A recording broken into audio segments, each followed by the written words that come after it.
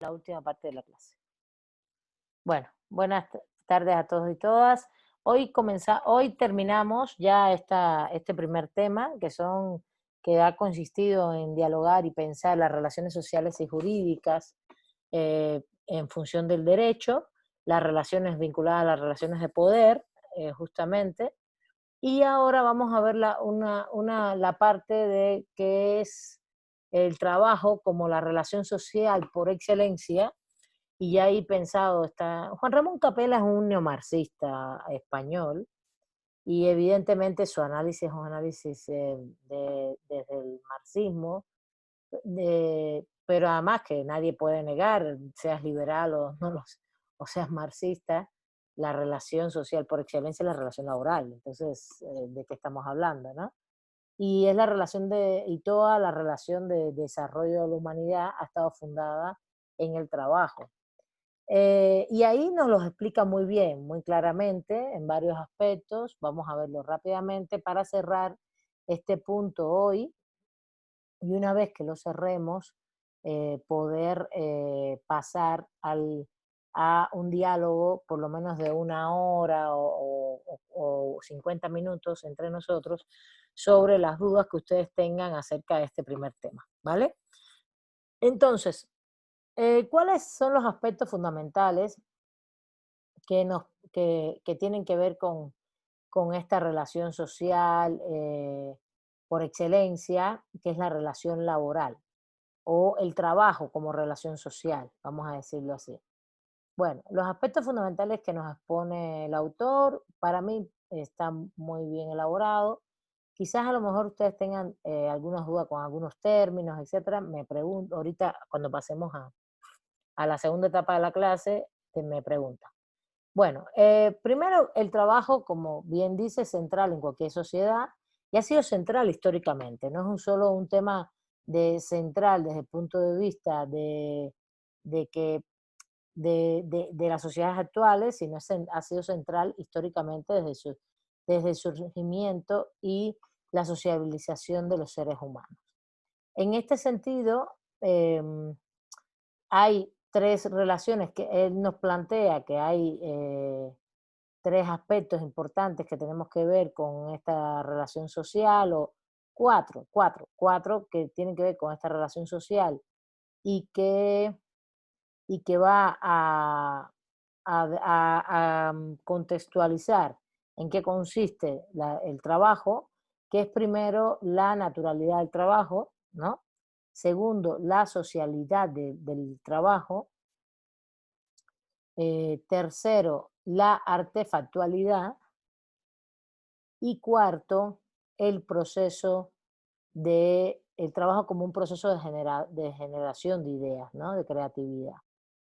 Entonces, eso lo vamos a ver primero y después en un segundo momento los aspectos de la división del trabajo como tal, porque el trabajo no solamente ha existido siempre, sino también históricamente, desde también que surgió, lleva consigo, evidentemente, ha habido divisiones del trabajo. Hay una división natural del trabajo, vamos a explicarla, y hay una división que empieza a ser más bien técnica posteriormente, también la vamos a comentar, y él agrega, y esto es un aporte, no un aporte solo no de Capella, sino a una visión más neomarxista, más crítica actual, a pensar la división patriarcalista del trabajo, aunque el marxismo clásico habló de la división sexual del trabajo, lo habló así. El marxismo clásico hablaba de la división sexual del trabajo. Hablaba de la natural, de la social, y que había una división sexual internamente dentro de la social. Pero acá la exposición ya está ubicada en una perspectiva más bien patriarcal, ¿no? Y por último, esta división clasista del trabajo también en la división social del trabajo. Las tres últimas, estas, la técnica, la patriarcal, la clasista, está dentro de la división social del trabajo, ¿no? Lo que se conoce como división social del trabajo. Bueno, entonces rápidamente vamos a ver qué es el trabajo como esa relación social fundamental. eh, y cómo, primero, ¿por qué es natural el trabajo? Sinceramente es natural el trabajo y todos dirán, no, no es natural, el trabajo no tiene por qué ser natural. Sí, sí, sí es natural porque lo que hacemos los seres humanos, incluso desde la antigüedad o desde nuestro propio surgimiento, fue naturalmente hacer cosas necesarias para reproducir la vida. A ver, cuando yo hablo de reproducir la vida es un concepto más filosófico que tiene que ver específicamente con, disculpen, con, con la reproducción de la vida material, ¿no? Social, material, ¿no? Y espiritual, no con casarse y tener hijos, ni mucho menos. O no casarse, pero tener hijos. No estoy hablando de una reproducción eh, eh, desde el punto de vista filial, ni mucho menos de engendrar y Biológico. tener hijos, ¿vale? Sino justamente una reproducción vinculada a la vida material, social y política de los seres humanos. Entonces, realmente el ser humano cuando empieza se va desarrollando físicamente, creo que en esta clase hablé de eso en las primeras clases acerca de al bajar de los árboles, cómo asume una posición erguida, se le van desarrollando las cuerdas vocales, eh, justamente también con el desarrollo de la posición erguida y las cuerdas vocales, desarrolla lenguaje, comunicación. Comunicación siempre hubo, un lenguaje articulado. Y eso junto al proceso de descubrimiento del fuego, por ejemplo, hace que tengas una mejor alimentación. El ser humano antes de descubrir el fuego se alimentaba de todo lo que existía naturalmente que podía comerse. Pero ya con el fuego su alimentación se diversifica y sobre todo no es que se profundice, se diversifica y se hace mucho más nutritiva, porque no es porque no es bueno comer cosas crudas. De hecho, hay toda una tradición ahora de dieta, de comer cuestiones crudas, procesarlas, pero bueno, ahora tenemos máquinas para procesarlas. En aquella época no.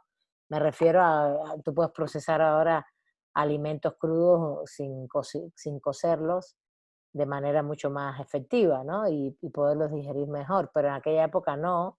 Entonces, lo que hace el ser humano es diversificar y nutrirse mejor. Y eso provoca también que sus cerebros, el cerebro está el anterior y está el posterior, el anterior, acá, crezca y se desarrolle también su mente, ¿no? Y por tanto, conjunto al lenguaje, un proceso de razonamientos, creatividad, etc. Entonces, ¿por qué es natural el trabajo? Porque tú para sobrevivir, se considera trabajo todo eso, todo lo que haces en función de esa sobrevivencia. Por eso es natural. No es el trabajo como lo concebimos hoy, sino es natural desde el punto de vista de todo lo que haces dentro de tu ambiente natural para sobrevivir y que es necesario para la sobrevivencia y para la vida. De hecho, el autor menciona que hay animales que sí hacen, también trabajan, hacen cosas. Por ejemplo, las abejas. ¿A poco no trabajan las abejas? Y construyen incluso, construyen mucho, construyen todos los panales. Bueno, es impresionante todo lo que hacen, pero sí, por eso se les llama que son las más trabajadoras, ¿no? Pero pero justamente ahorita vamos a hablar de los factores que tienen que ver con que la diferencia entre el trabajo de unas abejas con respecto al nuestro, ¿no?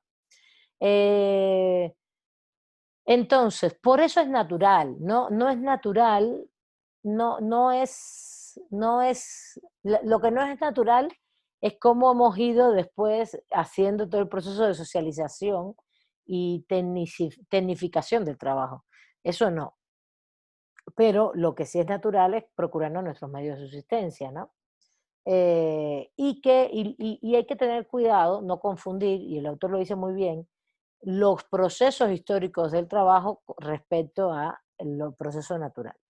Bueno, entonces, ¿cuál es el aspecto de socialidad o sociabilidad también se le puede llamar del trabajo? Les decía que tenemos los rasgos del trabajo, son rasgos, disculpen. Los rasgos son la naturalidad, la sociabilidad, em, la artefactualidad, son 4 rasgos, y la creatividad. Entonces, ¿cuál es el aspecto de la sociabilidad? Que justamente ningún ser humano hace esto de manera solitaria. Estas acciones desde el punto de vista de generar tus medios de subsistencia. Primero, por varias razones. Primero, porque somos mamíferos, los mamíferos vivimos en grupo, ¿no? De manera gregaria. Los mamíferos, todos los mamíferos. Y realmente esa es una necesidad como ser animal, como animal, vivir en grupo, porque además nos necesitamos unos a otros. En ese sentido, la procuración natural de medios de subsistencia implica una procuración que es social. ¿Por qué? Porque no lo hacemos solo, no puedes hacer, aunque cada cual tenga una función, porque si te vas al neolítico, a las pequeñas hordas, a las pequeñas hordas vas a ver cómo los seres humanos que existían en estas pequeñas hordas se organizaban entre 25, 100 personas, ellos eran una horda, eran nómadas, se movían por toda la sociabilidad, se movían por la geografía en la que estaban, en que existían, no tenían un territorio específico, en función también de los climas y la sobrevivencia. Entonces, si tú ves, todo el mundo tenía funciones, cada cual tenía una función. Y ahí es donde está el carácter social. Aunque fuera natural la búsqueda de la subsistencia y cada cual individualmente tuviera una función y sea realizado individualmente el trabajo, necesitas hacerlo entre todos. Por ejemplo, cazar un mamut, no lo puede hacer uno solo, y menos en aquella época, tenían que hacerlo entre todos. ¿Se entiende? Entonces, en este sentido, aunque el trabajo es individual, siempre tiene ese carácter de sociabilidad, de estar, de realizarlo en conjunto, en el sentido no solo de colaborarse, sino de que algunos hacen unas cosas y otros hacen otras. No, una supervivencia individual es imposible, ¿no? Entonces, en ese sentido, el ser humano lo que ha desarrollado es un amplio amplios valores de cooperación y de asociación, porque necesita unos de otros para poder desarrollar no solo la sobrevivencia, sino la propia progreso o desarrollo de la humanidad, ¿no? Entonces, no olvidemos que esto ha tenido diferentes modalidades históricas. No es lo mismo, por ejemplo, en ese neolítico, que eran hordas, después que se convirtieron en tribus y ya las funciones sociales de cada uno eran diferentes porque había como estratos sociales y ya después convertidos en las civilizaciones antiguas como Egipto, Mesopotamia, Grecia. No, Grecia, sí, Grecia antigua, no la Grecia clásica, pero es Egipto, Mesopotamia, los persas, los hititas, eh, los hebreos, los chinos, la China, la India, todos eran grupos, fueron grupos muy antiguos, los fenicios, los cartagineses, eran grupos muy, muy antiguos, y esa Grecia antigua que es Troya, Micenas, Creta, que no es la Grecia clásica de la filosofía que conocemos. Todos esos, la sociabilidad del trabajo ya tenía otras características. E incluso era vinculado a un aspecto comunal, de ayuda mutua. Pero ya cuando vamos a la Grecia y a la Roma antigua, a la Grecia clásica, entre el 1200 antes de nuestra era y el 300 antes de nuestra era, bueno, el 300 en la Grecia clásica y el 476 después de nuestra era en Roma, de Roma, todo eso es esclavista. Entonces, la forma histórica, ahí hay una modalidad histórica de trabajo que es diferente, que es el trabajo esclavo. Entonces, es diferente. Una cosa es que tengamos necesidades naturales y por tanto el trabajo es natural. Otra cosa es que este trabajo, desde el punto de vista social, no se puede hacer solo, necesitamos de trabajo entre todos y de, aunque todos tengamos alguna función. Y otra cosa es que esto tiene una modalidades históricas en cada época y lugar de la humanidad, espacio de la humanidad. Modalidades que se pueden englobar, ¿no? Como fue el esclavismo en Grecia y Roma, como fue el feudalismo en el centro de Europa, y como es el capitalismo que se globaliza a partir del siglo XVI, fundamentalmente, pero que además tiene diferentes formas de expresión del trabajo hasta el siglo XIX y el siglo XX, donde ya se globaliza y se estandariza hasta cierto punto la modalidad de cómo se hacen las divisiones de trabajo. Bueno, vamos al tercer rasgo, que sería la artefactualidad. La artefactualidad tiene que ver con esa categoría que a lo mejor han leído con otros autores, que se llama el Homo faber, que no es otra cosa que la posibilidad del ser humano de crear instrumentos, ¿no?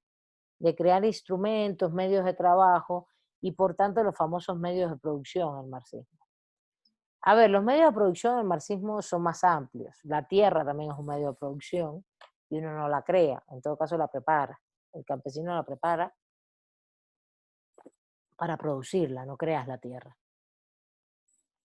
Pero hoy en la actualidad, el nivel de creatividad del ser humano, que es el cuarto rasgo del trabajo, que es el trabajo como generador de ideas, ha llegado al punto de crear una cantidad de medios de producción impresionantes, ¿no? Impresionantes desde el inicio. El inicio es desde crear la flecha, por ejemplo, el arco, la flecha, un martillo, algo donde procesar los alimentos, todo eso son medios artificios, se dice, instrumentos, medios de trabajo inicialmente, que después algunos se convirtieron en medios de producción. Es un instrumento, ¿no? La artefactualidad es la posibilidad de crear el instrumento que medie entre el actor, el sujeto, y el trabajo que se produce. Y te ayuda para esto, y es fundamental, porque si no se hubiera descubierto incluso el fuego, no hubiera podido hacer, no hubieran podido hacer tanto, por ejemplo, el uso de los metales, el uso del hierro, fundir metales, fundir el barro, es fundamental, es un salto tecnológico en aquel momento. Eh, eh, el autor aquí habla de medios para trabajar, medios de producción. Son dos cosas diferentes desde el punto de vista del marxismo. Medios para trabajar es todo lo que podemos usar para el trabajo y el medio de producción es el que genera ya una producción específica y riqueza. Por eso se habla de dueños de medios de producción, el poder económico. ¿Quiénes son los dueños de medios de producción? Pues los dueños de las fábricas, por ejemplo, los dueños de las tierras, los dueños de las tecnologías. em, Incluso hoy por hoy, tú dices, bueno, ser dueño de la vacuna contra el coronavirus, ¿qué implicaría? Pues implicaría ser el dueño de un saber que va a generar producción.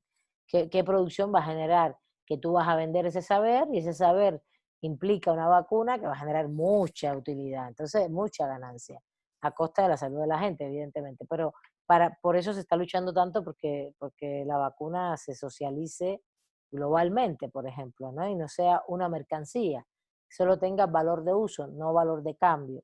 El valor de uso es, bueno, ¿cuánto costó? ¿Para qué sirve? Para salvar a la humanidad, pues nos las ponen a los que sea necesario, a los que les haga falta y adelante, ¿no? En ese sentido, eso es tratar el producto como un valor de uso y no valor de cambio. ¿Qué cosa es el valor de cambio? Ya cuando se convierte en mercancía y esa mercancía lo que va a propiciar, evidentemente, son ganancias y utilidades, la plusvalía que se extrae en su producción, etcétera, etcétera. Bueno, entonces sí quiero distinguir porque pues, evidentemente, por ejemplo, si los que cocinamos, ¿no? Todos y todas que cocinamos, usamos ahora muchos medios para cocinar, pero no quiere decir que sea un medio de producción lo que usamos en la cocina. No, es un medio para lograr la alimentación nuestra, ¿no? Y hacerla lo mejor posible, pero no es un medio de producción. Un medio de producción, en todo caso, podría ser si tú cocinas en función de tener un restaurante. Eso es otra cosa. ¿Sí? No es lo mismo. para producir un servicio. No es lo mismo alimentarte tú que producir un servicio. Bueno, seguimos.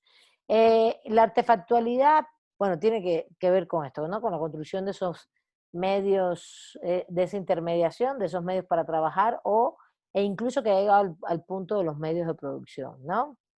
Y justo esto tuvo un clímax tremendo con la industrialización del capitalismo a partir de finales del siglo XVII, 1760, es la fecha que se tiene como el parteaguas, ¿no? Del momento de la revolución industrial y la globalización. El capitalismo siempre ha sido globalizado, no es que sea globalizado hoy, ni el siglo XX, siempre estuvo, una de sus características es su actuación globalizante, de totalidad, de estar en todo, de meterse en todos los espacios de la vida y en todos los rincones del universo, intentando extraer materia prima, fuerza laboral, de diferentes maneras, ¿no?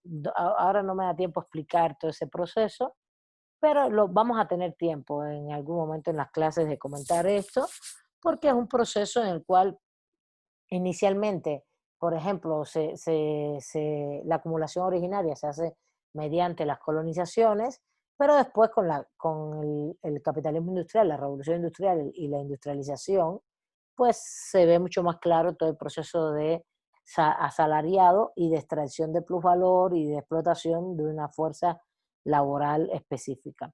Eh, en este sentido, hemos llegado en la artefactualidad del trabajo a tonos altísimos, impresionantes en la creación de medios para producir cosas.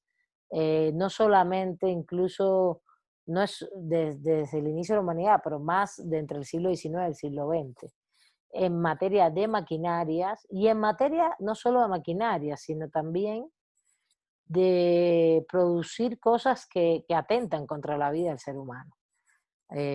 Por ejemplo, las armas. Hay una cosa muy curiosa ahí que explica el autor con el tema de que las especies no se matan entre sí, ¿no? Pero el ser humano sí. Y entonces hemos sido capaces de producir medios de producción, de producir tecnología, pero también de producir una tecnología y una instrumentalización que es para destruirnos a nosotros mismos. Y está tremendo eso. Y esto está vinculado evidentemente a la percepción de desarrollo y progreso de la humanidad y a los sentidos de dominación, ¿no? De dominar los recursos naturales, de dominar los espacios. Cuando digo espacio me refiero a territorios, me refiero no solo al espacio territorial, no me refiero solo a la tierra, ¿no? A la colonización, sino también por ejemplo, dominar el espacio cultural, ¿no? Esta cosa de los malls, esta cosa de la plaza comercial, ¿no? Es el espacio cultural de sociabilidad de mucha gente, que van allí los fines de semana, bueno, ahora por el COVID no, pero de toda la vida. ¿Dónde nos vamos a ver? En la plaza. Y tú dices, bueno, por Dios, pero... y claro, te van generando un proceso de espacio que se le denomina el no lugar. ¿Por qué es el no lugar? Porque es igualito en todos lados del mundo, ¿no? No hay un lugar, no es un lugar con identidad, ¿no? No es la fiesta del pueblo, no es la fiesta del pueblo que tiene una identidad, que tú sabes a lo que vas, no es la fiesta que tiene una cultura, una tradición, no, no, es el no lugar. Vas a una plaza comercial, tiene las mismas tiendas, los mismos cafés, los mismos espacios que se reproducen en todo el país, vas a otra en Estados Unidos y con respecto a México es casi igual.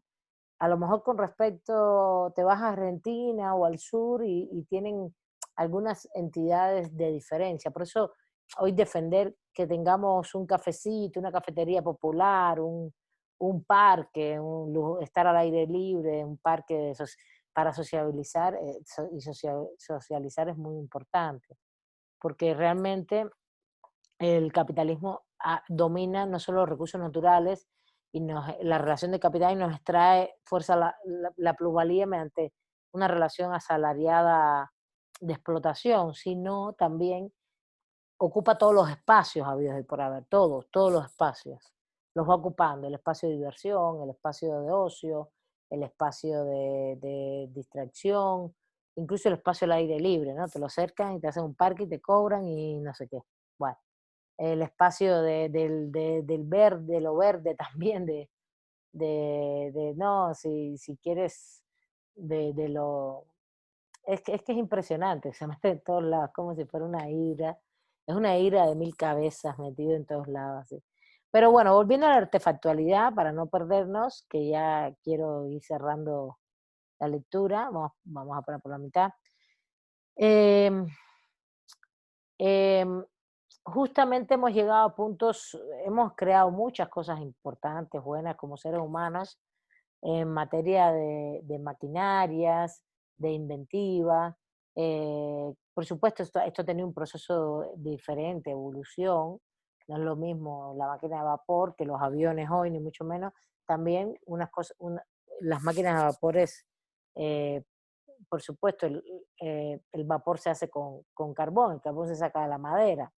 Y hoy todo esto se hace con energías fósiles, con petróleo, que también que contamina muchísimo. Entonces también tenemos todo ese hándicap entre la relación hombre-naturaleza o ser humano-naturaleza, no hombres y mujeres, que es tremenda, ¿no? Y lo otro es la creación de tecnología para la dominación de todos esos espacios, ¿no? Que son las armas, etcétera, etcétera. Todos estos son elementos que tú dices, bueno, y acuérdense que crear tecnología de armas y crear fábrica de armas está creando también medios que producen cosas, producen guerras, pero recuerden que incluso las guerras últimamente, las guerras en el Medio Oriente, por ejemplo, de los años 90 para acá, si haces un recorrido por ellas, vas a ver cómo hay un grupo que va, destruye, hace no sé cuánto, ¿verdad? Y la misma empresa, que es una gran holding, va después y reconstruye, claro, con un Estado, que es el Estado de Irán o de Irak o no sé qué, pagándoles. O el propio Estado de Estados Unidos con los impuestos de la gente, ¿no? Entonces, también es un negocio esto, por eso también hablo de este tema. Un negocio tiene un valor de uso, un arma de defensa que es entre especies, porque la usamos los seres humanos, entre unos contra otros, pero, bueno, los que la usan, yo no, pero a la vez también se ha convertido en un gran negocio el tema de la guerra con respecto a las reconstrucciones, a la apropiación de recursos, etc. Bueno, y por último, todo esto evidentemente está vinculado a que nosotros somos creativos, porque ¿cómo podemos descubrir las tecnologías y crear las máquinas que creamos, inventar todo? Incluso ese proceso de reflexión, de invención, que al final lo que te está describiendo el autor es el método científico, que es la hipótesis, tú racionalizas, tienes una noción específica de algo y tú racionalizas esa especificidad, tú racionalizas y piensas una solución, un resultado para algún problema. Y eso es no solo racionalidad, sino es creatividad. Y lo reflexionas, generas ideas y generas la forma de obtener resultados. Entonces estás haciendo invenciones. El nivel de invención de la humanidad es altísimo también. No solo en maquinaria, sino también, y en tecnología, sino también en materia de creatividad, el arte, todas las artes, ¿no? Las humanidades. E incluso en materia de soluciones para resolver problemas, por ejemplo, todo el tema de las medicinas, los descubrimientos científicos, que también han resuelto muchos problemas a la humanidad. Si no tuviéramos antibióticos hoy, yo creo que falleceríamos con 45 años. Es justamente el salto de una serie de descubrimientos, por ejemplo, en la medicina respecto a la salud, que hace que hoy la esperanza de vida esté en 78, 75, depende del país, ¿no? Pero más o menos así, 80 años, depende del país, evidentemente. Bueno, sobre todo depende de tus condiciones de vida y del país en el que estés, y tu alimentación, tu vida sana, el tema del estrés. em, Por ejemplo, yo he notado que hay una generación que es como la de mis padres, yo tengo 45, mis padres tienen 80 aproximadamente, tienen un poquito menos mi mamá, pero está en esa generación. Al final ellos duraron mucho más que sus padres, ¿no? Bueno, que mi padre que sus padres, mi mamá está igual que mi abuela, pero mucho más que su papá. Entonces, hay una diferencia ahí, pero a la vez, las generaciones que están en los 60 parece que han pasado mucho estrés, al punto de que hay mucha gente con 60 años falleciendo. No, no estoy hablando del COVID, estoy hablando de estrés, de alimentación, de formas de vida. Entonces, es interesante porque al final, y vamos a ver cómo nos va a nosotros, porque si la gente sigue comiendo como come, chatarra, etcétera, uf, así nos va a ir, ¿eh? Entonces, bueno, y por último, bueno, el tema de la creatividad es impresionante, ¿no? Es impresionante y aquí el autor nos dice algo muy importante, que es el factor de que también la intelectualidad crea medios de producción. Ahí existen medios de producción de naturaleza intelectual. No los debate, no los dialoga, habla de medios de producción ideales, culturales, y sobre todo en las sociedades técnicamente adelantadas. Por ejemplo, voy a poner un ejemplo claro, muy, muy claro, todo lo que es la informática hoy, pensemos en eso, todo lo que es la informática hoy, ¿qué cosa es? Pues todo esto está inventado, ¿no? Todo, las computadoras, los teléfonos, y todos tienen hardware. Hardware es toda la maquinaria interna, ¿no? De todo esto donde estamos conectados hoy, toda esta maquinaria interna que se prende mediante la corriente y que genera una serie de circuitos y se ven las imágenes, no sé qué, eso es hardware. Y tenemos los software, que es todos los programas por los cuales estamos conectados, ¿no? Todos los programas, todo lo que se va, todo eso es intelectual. Aunque la máquina ya sea un producto, una mercancía en sí, pero es impresionante el nivel de medios intelectuales. E incluso también tú dices, ¿son medios de producción en qué sentido? Bueno, si tú vendes tu software, pues claro que son medios de producción. Sí, tú vendes los software, tú los creas y los vendes, los software. La India es uno de los mayores creadores de software en el mundo, por ejemplo. Y por eso, por ejemplo, hoy la guerra esta Huawei-iPhone, que es una guerra China-Estados Unidos, porque aunque esto tenga un capital privado detrás, representa a estos dos países y es una guerra de tecnología y es una guerra de quién va a dominar el medio de producción. Y yo sí creo fehacientemente que China se va a comer a iPhone y se va a comer a Estados Unidos, aunque yo uso Mac y uso iPhone, pero se los va a comer. El Huawei se los va a comer, es impresionante lo que están haciendo. Y cómo han ido adelantando en tecnología y eso va generando mediante descubrimientos científicos, intelectuales, va a ir generando niveles de producción de otras cosas. Disculpe. Siempre que comienzo acá me da un poco de frío, no sé por qué. Bueno, entonces, otro elemento importante para ya cerrar eso es, y con respecto a la creatividad, es, por ejemplo, los artistas, ¿no? Los artistas venden sus obras. El músico vende también sus obras, su música, ¿no? Sus canciones, sus discos. Y hoy por hoy da lo mismo que, a ver, todo el mundo dice, no, la gente se va a quedar sin comer porque, no, todo, igual que el libro, ya no van a existir los libros. Miren, se ha mantenido todo y todo ha pasado también a digital. El artista vende su disco y si no se vende, vende su obra en la plataforma digital. Y al final tú quieres oír música y pagas la plataforma digital. Y así, es impresionante cómo esto se va extendiendo y todo esto se vende. Y tú estás generando un, no solo un producto que es de tu propia creatividad y que lo vendes para tu manutención, sino también tienes representantes, tienes una cadena de trabajadores y de personas que se nutren de esto. Entonces, por eso también son medios de producción. Bueno, entonces, ¿cuáles son los aspectos de la visión del trabajo? Bueno, tenemos el aspecto natural y el social, que en mi criterio, aunque él trata el social, él después no trata el social. Para mí, lo que viene después todo es social, que es el técnico, el, el, la división patriarcalista y el clasista. Para mí, realmente lo que está pasando acá, es que él hace aquí una división, sí, 1.5.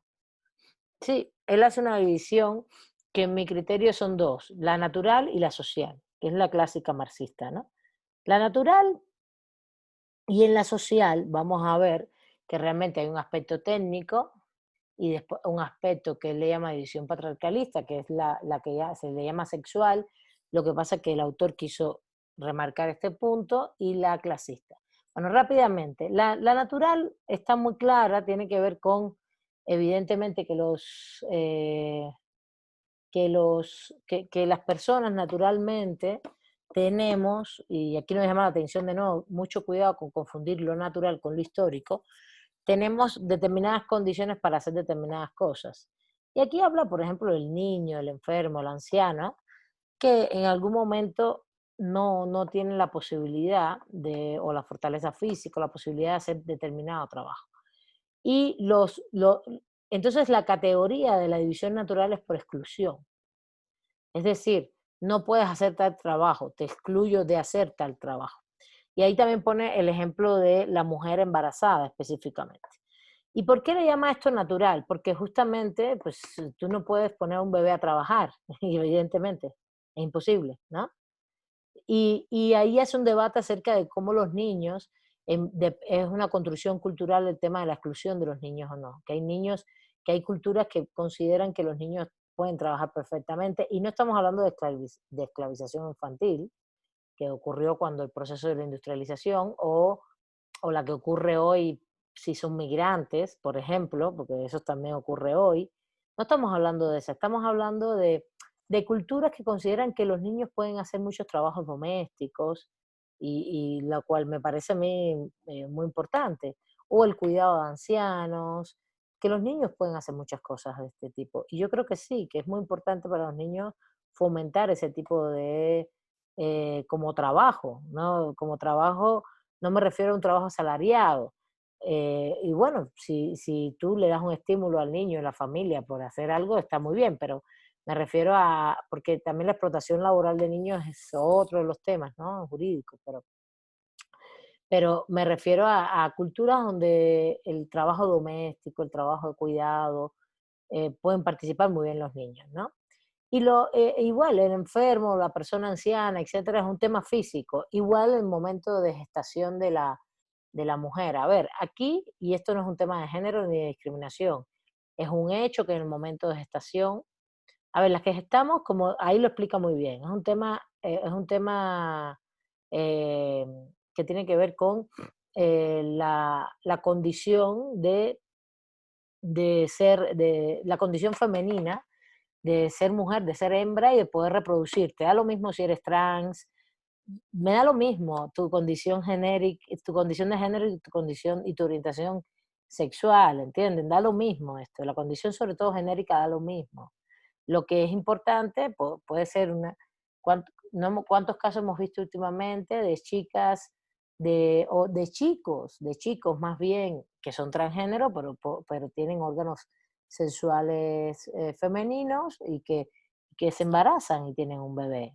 Hay mucho. Eso está saliendo, pues cada mes tenemos casos. En muchos lugares hay casos así, y muy bien, ¿entiendes? Porque tú te sientes mejor corporalmente, siendo físicamente como un hombre, pero tienes tus órganos sexuales femeninos, de mujer, puedes reproducir, puedes gestar, porque al final el que tiene el órgano sexual masculino no puede gestar, no puede embarazarse, me refiero, no tiene el útero.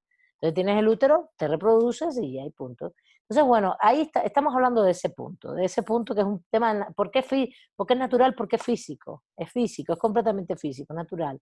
Da lo mismo tu condición genérica, ¿no? Y ahí es donde sí, hay un momento que tú no puedes hacer determinadas cosas si estás embarazada, si no puedes perder al niño, o al bebé, lo que fuera, la niña, lo que fuere.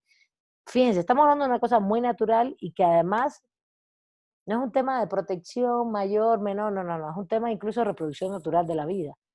Ahí sí estoy hablando de reproducción de la vida natural, de tener eh, hijos, hijas, porque llega un momento en que si haces determinadas cosas puedes abortar, evidentemente. Sobre todo me refiero a abortar si no quieres. Si quieres, yo estoy de acuerdo completamente con el aborto, por supuesto.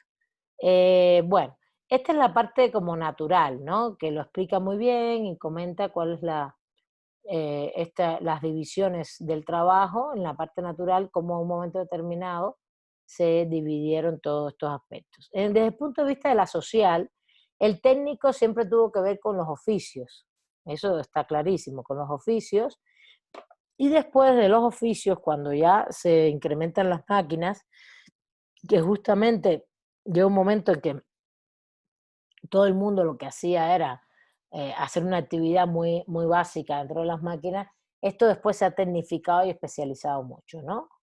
Y justamente hoy pues tenemos un nivel de tecnificación y especialización a nivel de tema de las máquinas impresionante. Ahí habla del Taylorismo, que es la famosa película esta que se ve a Chaplin haciendo así la misma acción todo el tiempo para hacer un zapato, que también se le llama Fordismo, desde el punto de vista de la producción en serie, ¿no? O producción en masa de determinada mercancía que después se consumía en masa. Pero bueno, acá lo que me interesa es remarcar cómo esto después se especializó mucho y se ha ido especializando no solo a nivel a nivel de maquinarias en sí, sino de saberes, de saberes. Y ahí entra todo el tema de la profesionalización, etcétera, etcétera, no solo los oficios, sino también los saberes. Y por último, bueno, por último la división sexual que es patriarcalista, en eso estoy de acuerdo, que siempre se vio incluso en el marxismo clásico como que las mujeres hacían trabajo doméstico y los hombres el trabajo agrícola. Esto es una falacia, como dice bien el autor ahí. Realmente es una noción patriarcal de esta división que se le ha llamado sexual, que realmente no tiene razón de ser. Las mujeres y los hombres podemos hacer el mismo trabajo, excepto en el momento en que la mujer con condición de reproducción esté embarazada. Y no en todo momento, sino en los momentos más importantes o si tienes algún problema físico. Eh, pero podemos hacer todo tipo de cosas e incluso en el inicio del desarrollo del ser humano como ser social, las hordas, las tribus, etcétera, no, las mujeres hacían, incluso hasta el medioevo europeo, se dedicaban a todo el trabajo que tenía que ver con el trabajo agrícola, pues, todo. Esa sexualización del trabajo de mujeres y hombres es una visión patriarcalista del tema. Podemos hacerlo todo y que hoy no lo hagamos todo justamente porque es una historia patriarcal, donde se ha considerado que el hombre tiene mejores condiciones para físicas o no sé qué, pues, no, en fin. Y por último, la clasista, que también está dentro de la visión social del trabajo, que está vinculada al tema económico-político. ¿Quiénes son los dueños de medios de producción y quiénes no somos los dueños de medios de producción? Claro, dentro de los que no somos dueños de medios de producción hay muchas divisiones. Eh, Hay un hecho, ¿no? Desde el marxismo está la clase trabajadora y la clase dueña de los medios de producción, que se le denominó burguesía, ¿no? Burguesía a partir del término de los burgos, donde se intercambiaban mercancías, se vendían mercancías, ese tipo de mercados, pero que, que tiene que ver con no un mediador de venta de mercancías, sino una persona que es dueña de cosas que del valor de uso lo convierte en valor de cambio, una mercancía. Acuérdense que si tú haces una camisa o un vestido y tú lo confeccionas y lo usas, eso no es una mercancía. Tu vestido lo hiciste en tu casa, lo confeccionaste, no es una mercancía, es valor de uso. Si tú eres campesino y cultivas la tierra, toda tu familia cultiva la tierra y consumen los productos, eso no es una mercancía, son productos que tienen valor de uso, son para alimentarte, como el vestido es para vestirte. ¿Cuándo se convierte en mercancía? Cuando tú eh, pasas al mercado, a un proceso de mercantilización del producto y le pones un precio y un precio mayor que el costo de lo que lo produjiste. Y regularmente cuando tú haces eso es porque tienes mucha producción y cuando haces mucha producción regularmente no es porque en tu casa sea una familia de 25 y tu tierra sea espectacular. Porque realmente sí, que tú vendas lo que tú produces en tu casa, pues sí lo convertiste en mercancía, pero no es tan grave, es para revertir ese dinero en un intercambio y comprar otras cosas, pero regularmente el que hace esto es dueño de grandes tierras y tiene obreros asalariados y campesinos obreros asalariados de campo. Entonces, eso es lo que va a pasar. Entonces, realmente la visión clasista tiene que ver con esto, con ser dueños en medio de producción inicialmente y no ser dueños de medio de producción. Y evidentemente es muy importante que tengamos en cuenta que, y ya con esto cierro, que dentro de los que somos clase trabajadora también hay muchas divisiones, ¿no? Partiendo de la división, por ejemplo, ya técnica que dijimos antes, ¿no? De profesiones, de todo esto, y que implican evidentemente también estratos sociales. No clases diferentes, sino estratos sociales diferenciados, ¿no? Bueno, hasta ahí termina y cierro la lectura. em, y cierro la lectura y pasamos, a partir de ahora mismo tenemos media hora, lo siento, pero está bien, pasamos a que ahora dialoguemos juntos y yo termino aquí la exposición de todo este tema y toda la unidad, a que dialoguemos juntos y juntas eh, todo lo que hemos visto de esta lectura y este primer punto que es las relaciones sociales, cómo son relaciones jurídicas, y de ahí cómo éstas se desenvuelven en relaciones de poder y cómo la relación social por excelencia que existe hoy en la humanidad o que ha existido históricamente es la del trabajo y sus características, sus rasgos y sus aspectos fundamentales de cómo se percibe hoy. Ustedes dirán, ¿y esto del trabajo que tiene que ver con el derecho? Pues mucho, porque al final, como es la relación social por excelencia en la cual nos vamos desarrollando, evidentemente, desde incluso desde los inicios de la sociabilidad humana, siempre tuvo como formas de regulación, ¿no? Incluso regulaciones me refiero a estructuras para, no para limitar el trabajo, etcétera, sino para darle funciones a cada uno inicialmente y después el derecho se ha utilizado para regular todo lo que tenga que ver con el trabajo, los bienes, todo lo que tiene que ver con esta relación. Y si no, pensemos un poquito en toda la parte que tenga que ver con la reproducción de la vida material. Todo lo que tiene que ver con la reproducción de la vida material está y pasa por el trabajo, no solo por lo laboral, ¿eh? No lo vean solo laboralmente, véanlo eh, el derecho mercantil, el derecho civil, la parte de bienes, si es derecho marítimo, si es derecho internacional, no, internacional no, derecho comercial, todo lo que tiene que ver con bienes es la mitad del derecho. Y la otra mitad tiene que ver con qué, con regulaciones políticas, con regulaciones que tienen que ver con la vida y la reproducción de la vida política y la vida humana, ¿no?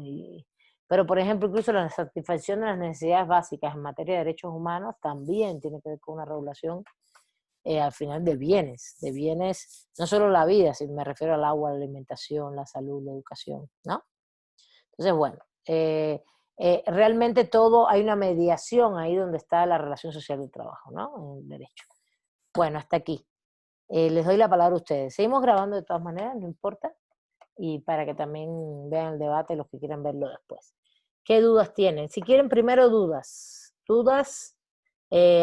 y comentarios y dudas y comentarios y vamos avanzando, ¿no?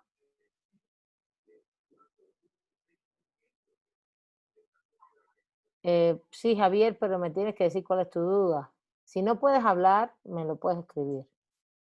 Me los puedes escribir. A ver, María creo que levantó la mano. Levanten la mano, por favor. Adelante. Maestra, yo tengo una duda en lo que se refiere a la cuestión del trabajo. Como dice usted, bueno, como estaban hablando el otro día respecto a las contrataciones por medio del outsourcing, del trabajo intelectual, y que no sé si haya la forma de que en el momento que una persona se debe de jubilar, tenga una buena pensión, porque hasta donde yo sé, las pensiones son mínimas, aunque ellos tengan trabajos intelectuales por el tipo de contratación, sus pensiones pues son las básicas. Entonces aquí investigando, me fui al artículo 15 de la Ley Federal de Trabajo. No sé si por medio de este artículo algún trabajador que está contratado de esa manera pudiera obtener un beneficio que ya se ganó, nada más que por el tipo de contratación, pues no se lo dan. Esa es mi pregunta, por favor. María, el tema es que, a ver, no estamos hablando de las regulaciones jurídicas en México. No estamos hablando estamos hablando de las relaciones sociales, cómo se convierten en jurídicas. Ese es el objetivo del tema, ¿no?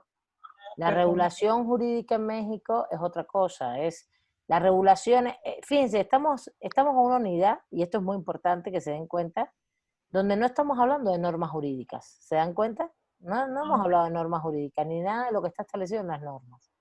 ¿Por qué? Porque me interesa que ustedes entiendan, todos y todas, que el derecho es más que una norma jurídica, que el derecho primero es una relación social. ¿Está bien? Y que su relación social como tal, eso es lo primero que quiero que entiendan, María, es que es una relación social que está mediada por el poder, que evidentemente tiene relaciones con lo cultural, lo simbólico, con lo político, con lo económico, es lo que está diciendo la lectura. Y con los ejercicios, el ejercicio militar, el ejercicio de la fuerza coactiva, cuando se habla de militar se habla de todo, militar, posesión del uso de la fuerza, ¿no? Y que el trabajo es su relación fundamental y que por eso terminé la exposición en una cosa que no hace el autor, que es exponer cómo el trabajo es una relación que media todo, la mayoría de de nuestras relaciones sociales. Por ejemplo, incluso ahora le doy la palabra a Raimundo y después a Eduardo, vayan pidiendo la palabra. Muchas gracias. Muy bien. Justamente el trabajo lo que nos va a hacer ver es como media casi todas las relaciones sociales, excepto, por ejemplo, excepto, tú dices, bueno, familia no, el matrimonio no. Bueno, es que eso es relativo, porque si tienen hijos, si le tienes que dar alimentos, ¿cuál es la forma en la cual tú tienes el dinero para darle alimento a los hijos? Mediante trabajo. Cuando ven a veces se conecta con todo, ¿no? Eso es lo que estamos hablando, no la regulación normativa. La regulación normativa, primero, no vamos a ver la regulación normativa laboral en esta clase, que es teoría del derecho, ni mucho menos, no sé cómo está regulado el outsourcing, tendría que buscar la legislación, etcétera, pero la parte normativa la vamos a estudiar después, en otro momento, en el tercer momento de la clase. Son 3 unidades. La segunda va a ser la histórica y la tercera es la normativa, ¿vale? Bueno, Raimundo, te doy la palabra rápidamente, vamos. Gracias. Oiga, profesora, mira, hablando de relaciones sociales que nos relacionan mucho con el derecho, yo tengo como que esa perspectiva de que si no fuera por el derecho, bueno, si no fuera por el derecho, también existen otro tipo de normatividades, ¿no? En esa cuestión, hace unos días vi un tema respecto al pluralismo jurídico. Y pues yo más o menos le entendí ese concepto que son una relación, digamos, entre organizaciones civiles o organizaciones autónomas, digamos, en pequeñas comunidades autónomas que tienen una relación bilateral con el gobierno. No sé si ese tema también viene relacionado con un concepto de manera social del derecho. Bueno, no sé si viste que lo tenemos puesto en la materia y lo vamos a ver. Ajá. No sé si entraste a la página, si ves la unidad 1, uno de los temas va a ser pluralismo jurídico. Vamos a dialogar. No es solamente un tema social, también es normativo. No Sí. solamente social, también es norma jurídica. ¿Está bien? A ver, ¿por qué es importante dividir las dimensiones?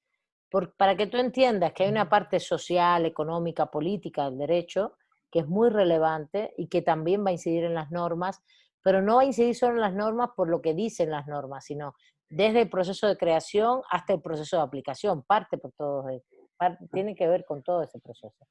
Y el pluralismo jurídico es evidentemente, son hechos sociales, pero que a la vez van a tener trascendencia normativa. Y lo vamos a ver, es uno de los temas, Raimundo, de la unidad 1, ¿vale? Lo vamos a ver Sí, con mucha calma, sí le vamos a dar toda una clase completa, quizás 2, ¿vale? porque yo me, porque yo me quedé con esa duda por un profesor. Entonces yo saqué como que un tipo de conclusión que son una relación bilateral entre, como le comenté yo, pues entre una comunidad indígena o una comunidad autónoma con el gobierno, ¿no? Yo me quedé con esa duda y usted... No es así, no tiene por qué ser así, para nada, pero no puedo, fíjate, yo lo tengo delimitado como un tema, no te lo puedo explicar acá ahora. Te puedo dar un concepto. El concepto de pluralismo jurídico es la existencia de múltiples sistemas jurídicos en un mismo espacio y territorio, no solo el del Estado. Es la existencia, funcionamiento, legitimidad, validez, legalidad. ¿Vale? Ese es el concepto. Existen muchos sistemas jurídicos en un mismo espacio y territorio. No existe uno solo. No existe solo el del Estado. Ese es el concepto. Perfecto. ¿Cómo se relacionan esos sistemas? Eso es todo eso lo vamos a ver en clase. ¿Está bien? Ok. No te Sí, está preocupes bien. que no lo vamos a dejar de ver. Justamente, es verdad que estas clases son pocas clases, 14 semanas, pero toda la metodología que estamos haciendo nos va a permitir profundizar y ver más cosas, ¿vale? Vas a ver. Bueno, Eduardo, te paso la palabra y vayan bajando la mano los que van participando. Vale. Eduardo. Gracias, profesora. Sí, soy. Gracias. Bueno, es una duda, comentario, por así decirlo. Quisiera entender entonces que vemos al trabajo como la relación social primordial o el sustrato sobre el que nacen todas las otras relaciones sociales, en el sentido de que el trabajo natural, en esta oposición hombre-naturaleza, fue la que permitió la conformación de una sociedad en donde se empezaron a diferenciar distintos estratos. Y con ellos viene justamente el ejercicio del poder entre las clases dominantes sobre sus súbditos u oprimidos. Es por ello que entonces la relación social del trabajo la veríamos como la primordial sobre las demás. Lo que has dicho es correcto. Ahora, la pregunta, y ahí voy a retomar algo que me preguntaron por acá de la relación paterno-filial. Me preguntaron que tenía duda con la relación paterno-filial jurídica, ¿no? A ver, y vamos a poner el ejemplo. Por ejemplo, si tú tienes una pareja y hay una relación afectiva, amorosa o incluso amigos, eso es una relación social, pero no llega a ser una relación jurídica, ¿sí me entiendes? Y ahí voy a la relación paterno-filial. Tú puedes tener un padrastro, una madrastra, vamos a ponerle así, o una, o, a ver, no quiero ser excluyente ni heteronormativa, ¿eh? Puede ser que tú tengas un papá y un padrastro o una mamá y una madrastra, me da lo mismo. Me da lo mismo, no, me parece incluso muy, muy común y está muy bien. Y hay una relación de afectividad y no tiene que haber una relación jurídica. No sé si me entiendes. ¿Sí entiendes eso, Eduardo? Por tanto, Sí. sí es la relación de trabajo, la relación más importante hoy social que se convierte en jurídica y que media casi todas las relaciones, sí, pero hay que tener cuidado porque hay algunas relaciones que son de afectividad, que son sociales y no pasan por ahí. ¿Sí se entiende? No pasan por ahí. Hay algunas, son tus relaciones espirituales, por ejemplo, sobre todo la relación personal, espiritual, las relaciones incluso de amistad, tu relación incluso religiosa, todo eso lo vamos a hablar en esta clase.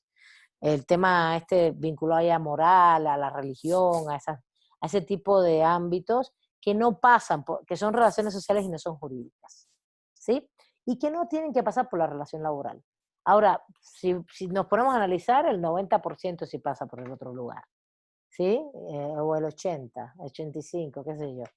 ¿Sí me entiendes? Sí, y sí estoy de acuerdo contigo que es la relación esencial en la cual reproducimos la vida.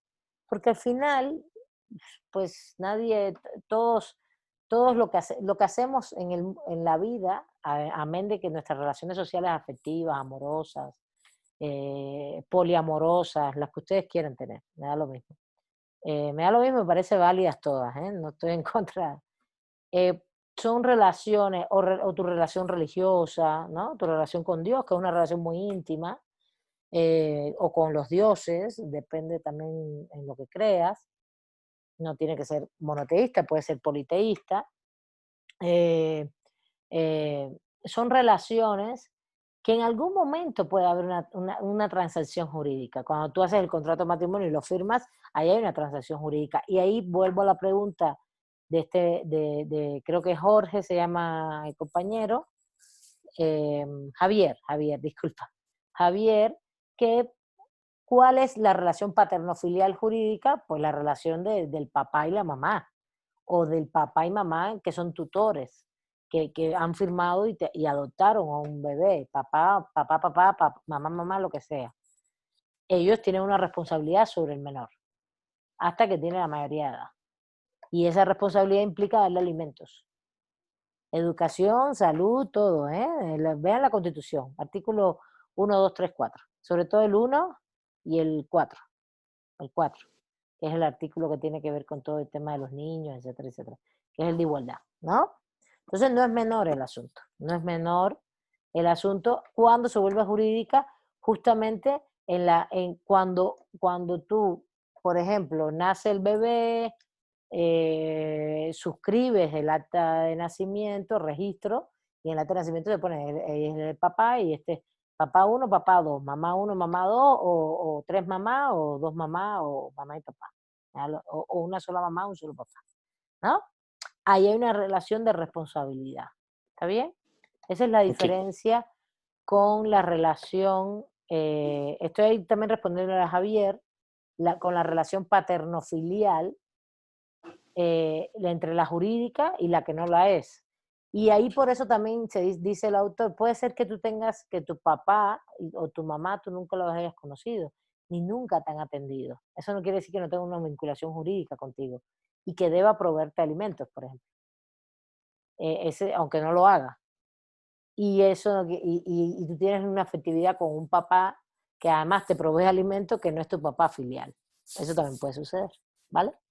Bueno. Ok, gracias. Javier, no sé si te respondí. Ángel Eduardo, espera un momentito, a ver. Eduardo Valderrama, es que voy a apuntar. Déjenme rápidamente. Aquí que necesito apuntar los que participan. Participó Raimundo, Aguilar, María ¿qué? María Josefina Ayala. Y ahora Eduardo Valderrama, ¿no? Sí. Y ahorita pongo el nombre de Javier también, el que pregunta. Bueno, adelante, Ángel Eduardo. Sí, maestra. Bueno, con relación a lo que nos dice el autor de que una sociedad, para que exista, tiene que estar relacionada con el derecho, y que es la manera en que los juristas van a identificar para que sea una sociedad como tal, me surge esta duda. O sea, estos dos tienen que estar de la mano para que exista una y la otra. Pero me queda claro que una sociedad que no tiene derecho, pues va a crear sus propias normas o su propia interacción a partir de lo que ellos consideran bueno o correcto, ¿no? Pero aquí, por ejemplo, con nosotros que tenemos un sistema y que, aunque nos regula, se podría decir que es una sociedad sin derecho por toda esta situación que está pasando con las desapariciones forzadas, los feminicidios y todos estos delitos que no se le ha dado la atención correcta. A ver, este es un concepto interesante, ¿no? Es que justamente es el tema de que en la actualidad las sociedades tienen tales niveles de violencia que no hay derecho. Pero ahí tendremos entonces que pensar qué es el derecho, y no hemos llegado a ese punto todavía. Estamos diciendo que el derecho tiene expresión social, ¿no? pero todavía no hemos llegado al punto de decir qué es el derecho. La próxima lectura de Julio Fernández Hulté empieza a abordar ese tema, ¿no? Van a ver que el derecho sí es una norma, tiene todo ese aspecto normativo, pero que justamente toda esa normatividad tiene un fundamento social, económico, político y además un proceso de aplicación en los mismos sentidos. Y ahí vamos al tema de la violencia, ¿no? ¿Qué cosa es la violencia? ¿O qué pasa en las sociedades donde hay tanta violencia o que se violan las normas jurídicas? Una cosa puede ser que la violencia implique que se violen las normas jurídicas, por ejemplo, o implique que el propio sistema jurídico y político del Estado lo propicia. O implica implica también que no solo es el sistema político y jurídico, sino también el económico. Para mí, la violencia hoy que existe en países como México, en América Latina, el narcotráfico es parte del funcionamiento del capitalismo. No es solo un tema de Estado ni de derecho. Es parte del sistema económico que tenemos. ¿Sí me entiendes, Ángel?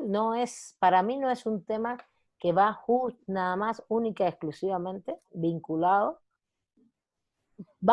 evidentemente a la impunidad y a la corrupción del Estado. Y del Estado, de las instituciones políticas y jurídicas. Vamos a decirlas todas más macro, ¿no? Pero no son hijas solamente de esto. La violencia es hija del capitalismo. Ella está asociado, el narcotráfico está asociado justamente al propio desarrollo del capital. No, pensamos que todo eso es ilegal, que el derecho no funciona. Es que el derecho incluso ahí y el Estado es una mediación. Y lo que está en el centro es el funcionamiento del sistema económico, ¿no? Y el sistema económico siempre funciona con violencia, incluso con derechos sin derechos, con más derechos, menos derechos. Es impresionante. Entonces, yo le pondría la atención al sistema económico y vería las ramificaciones en lo político y lo jurídico, ¿no? Por ejemplo, hay corrupción, hay impunidad, todo eso. En eso estoy de acuerdo contigo. Ahora, que no hay derechos, sí hay derechos. Hay derecho aquí, hay derecho incluso en las comunidades indígenas, hay un derecho, porque fíjense, yo no estoy a favor, hablando de lo que preguntó Raimundo, de que me digan que las comunidades indígenas son usos y costumbres. No, para mí eso es derecho, orden jurídico, sistemas jurídicos que están funcionando. Pero porque es un Estado fallido. No, tampoco. Sí y no. Tiene que ver con las violencias, pero también tiene que ver con un proceso donde ellos funcionan de otra manera. Y si los hubiéramos dejado funcionar de otra manera hace mucho y no hubiéramos querido invadir sus espacios, eso lo voy a explicar con más calma, y sus formas de ver la vida occidentalmente, pues tuvieran mucho más peso, más fuerza hoy, ¿vale? Bueno, seguimos porque nos quedan pocos minutos. Está Brenda. Adelante, Brenda. Gracias, Ángel.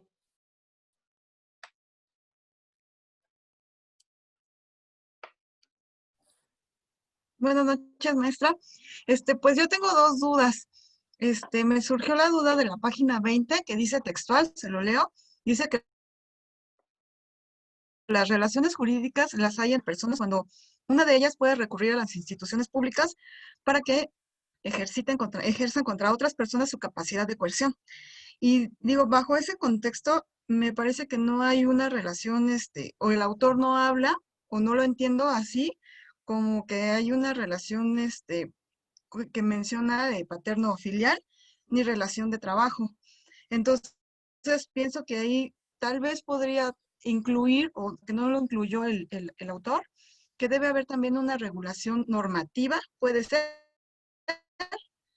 Esa es una pregunta. Y la otra es referente a la relación que tiene esta relación social ideal, porque el autor nos habla sobre el poder que tiene la familia, no, el poder que tiene un grupo social, porque pues todos aprendemos imitando, y otra es que pues la familia es quien nos enseña a socializar, a utilizar un lenguaje y a comunicarnos, pero pues eso está previo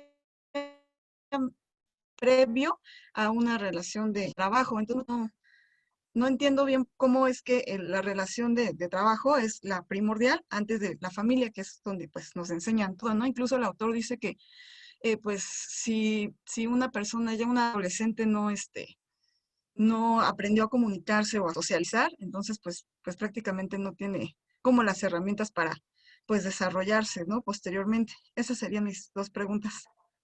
A ver, vamos por parte. La relación, a ver, aquí hablas es que la primera pregunta, no entiendo que no entiendes, que la relación paterno, a ver, voy a la segunda, que la tengo más fresca.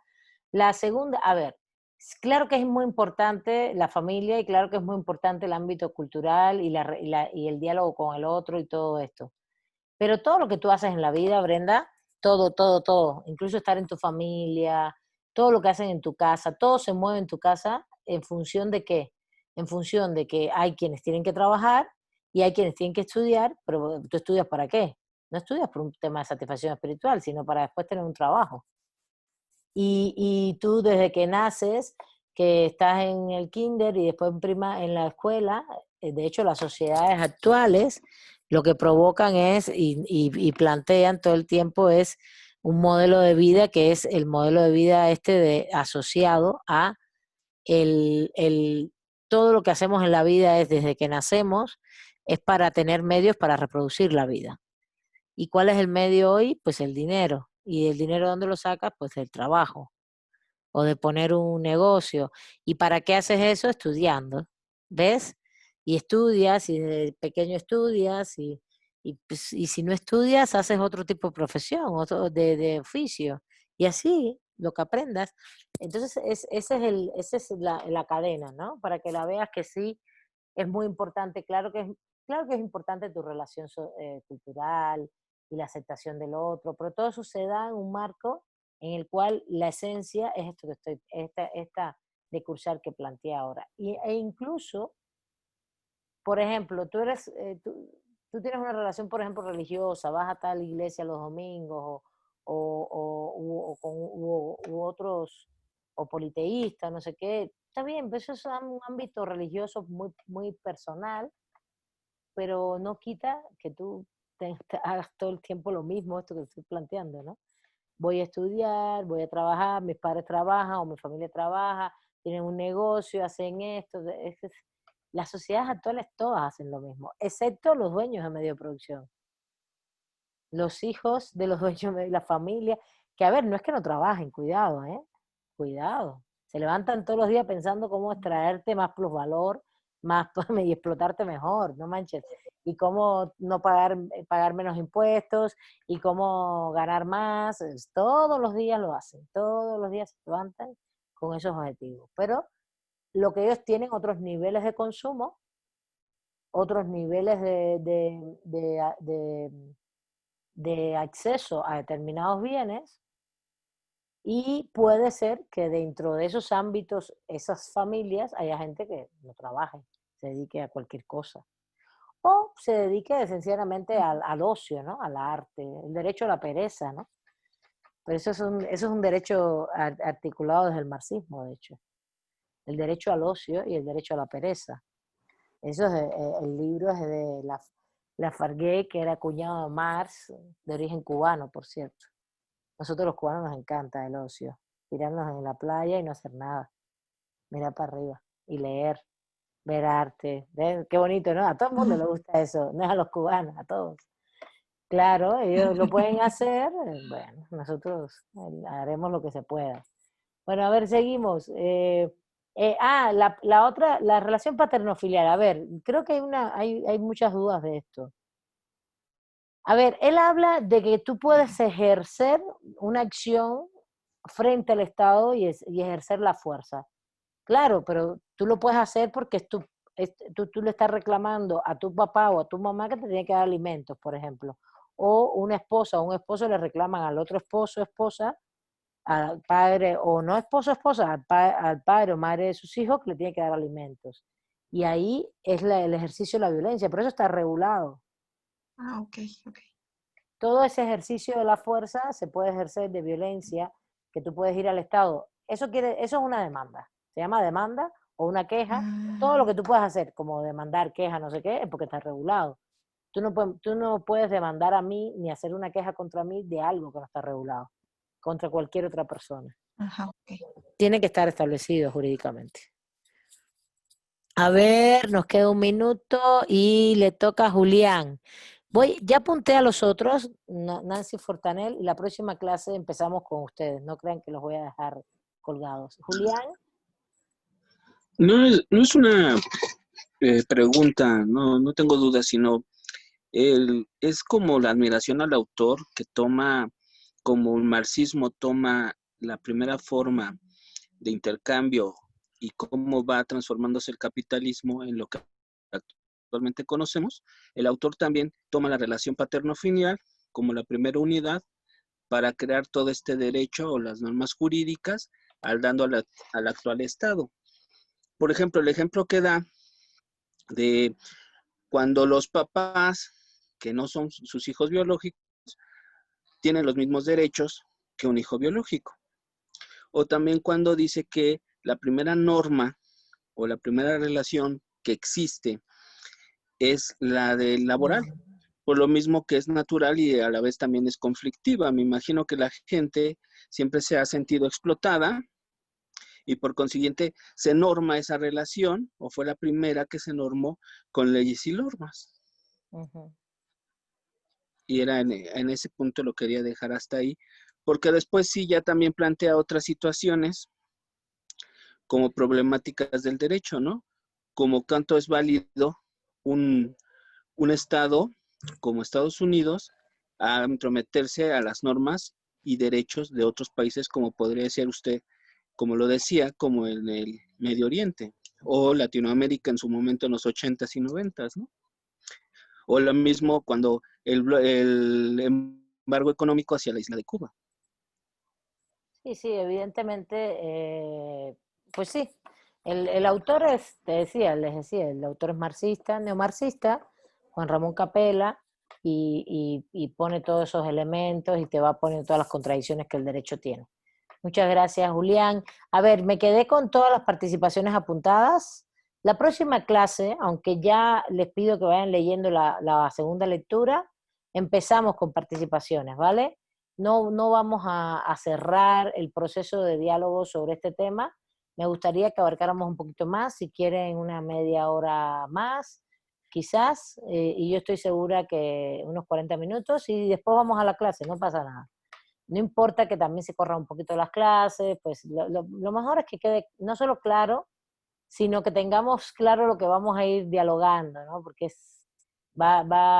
lo que me interesa es que ustedes tengan claro este punto de que el derecho no es solamente una norma. Y fíjate, la primera pregunta de María es muy interesante porque María se fue directo a la norma, ¿no? No. Yo quiero que entiendas que el derecho no solo es eso. Que si no, yo hubiera empezado con otro libro y con otro concepto. El derecho es norma jurídica vigente y vamos directo al enunciado lingüístico. No. Me interesa que entiendas que es un proceso político, económico, social y también normativo.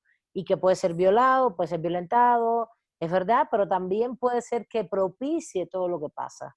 O también puede ser que entonces esa relación con el sistema económico y político, como lo que preguntó Ángel, genera un proceso realmente en que realmente el derecho es parte de toda esa instrumentación, esa violencia también. La violencia no es solo que te puedan meter preso, también la violencia es permitir impunidad, permitir corrupción, todo eso es violencia, ¿no? Bueno, seguimos la próxima clase, ¿les parece? El lunes me voy a conectar un poquito antes, por si tienen dudas, alguna cosa, 5:20, por si alguien quiere comentar, dialogar conmigo, para que tengan un espacio ahí de diálogo también, ¿vale? Bueno, les mando un abrazo, un saludo, disculpen porque ahora sí ya las otras compañeros y compañeras están esperando. Profesora. Sí. Gracias. Dígame. Profesora, tengo una pequeña duda. No sé si todavía siga aceptando oyentes porque algunos compañeros me estaban preguntando si usted estaba aceptando oyentes. Es que ya estamos muy avanzados, por favor, también hasta dónde, hasta cuándo. Además, solo aceptaría gente que no tiene, que no se pudo matricular. Ya que estén con otro profesor, no, por favor. ¿Vale? Sí. Solo que no Entonces se sí le pudieron podría dar. matricular, si no se puede, que me Ajá, escriban a mi correo, ¿vale? claro que sí. Que me escriban a mi Gracias. correo y yo vería solo si, y me tienen que mandar la hoja de inscripción para ver que no, por si están con Tonatiu, adiós. Bye. No pudieron matricularse. Bueno, vale. Bueno, déjenme Gracias. irme para allá, para teoría del Estado. Un abrazo. Nos vemos el lunes. Pónganse a leer el otro texto que viene complicadillo el otro. Está más durito. Chao, cuídense mucho.